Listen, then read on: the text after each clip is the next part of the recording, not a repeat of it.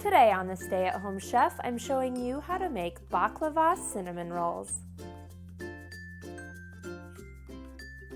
This recipe is inspired by my recent trip around the Baltic Sea that included a visit to St. Petersburg, Russia, where we had the most delicious take on baklava. Well, I've decided to turn that into a cinnamon roll, and it's super delicious. We're going to start by making our dough here in a stand mixer by pouring in 1 cup of milk.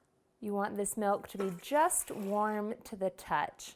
And then we'll pour in a tablespoon of yeast, instant yeast, so we don't have to proof it, and then 2 tablespoons of sugar, a teaspoon of salt, 3 tablespoons of butter that's softened so it can mix in, an egg, and then about 3 cups of all-purpose flour.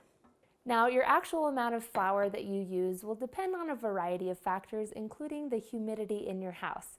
I make this recipe a lot, so I've got it down for my environment, but you may want to just add in 2.5 cups of flour and get it mixing, and then add in the 1/2 cup as you need it. You may even need a little bit more than 3 cups for this. So go ahead and get this mixing.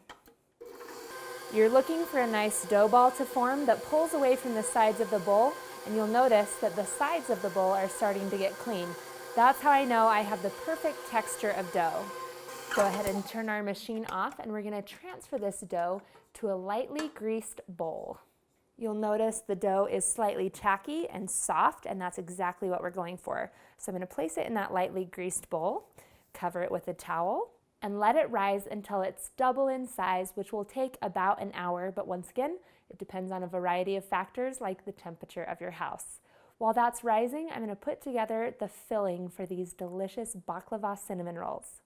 You'll need 1/2 pound of crushed nuts like pistachios, almonds, or walnuts. Now, the traditional filling is made out of pistachios, but feel free to mix and match because I know pistachios can be pretty expensive. Then we'll add in 1/2 cup of sugar, a teaspoon of ground cinnamon, and a 1/4 teaspoon of ground cloves, and we'll toss this together. The key to this filling is to finely ground your nuts. The easiest way to do that is in a food processor, but if you don't have one, you'll have to do it by hand with a knife and just chop until it's super fine. Once your dough has risen, roll your dough out on a clean, lightly floured surface. You want about a 12-inch by 18-inch rectangle.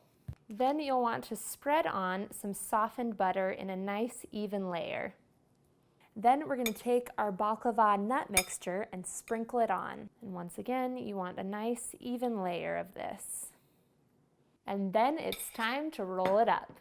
You want to roll as tight as you can from the long edge. Roll it right up. Now it's time to cut it into 12 slices. There are 2 different methods for this. You can use the dental floss method, which I showed you in my regular cinnamon roll video, so if you want that method, go ahead and check that out. But today I'm going to use a sharp bread knife, and it is important that it's a good sharp bread knife for this to work so it doesn't just squish the dough. You just use a light sawing motion to cut the dough. You don't want to press down at all. And then you just cut off a slice. You should end up with 12 beautiful slices that are about an inch and a half thick. Then carefully transfer them to a lightly greased 9 by 13 pan and place them in rows of 3. Cover them with a towel and let them rise for about another 30 minutes. While they're rising, we'll go ahead and put together a lemon honey glaze. I have about a 1/4 cup of honey here in my mixing bowl. I'm going to add in about 1 cup to 1.5 cups of powdered sugar and 2 tablespoons of lemon juice, and whisk this together. It should be the consistency for a nice thick drizzle. If it's too thin, add a little bit more powdered sugar.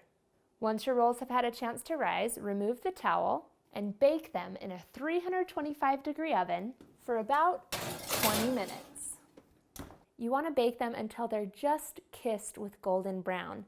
Then we're going to take our glaze and drizzle it right over the top of your baklava cinnamon rolls. You can serve these up immediately while warm, or you can store them covered on the countertop. They should stay good for a couple of days, but you'll probably eat them all first.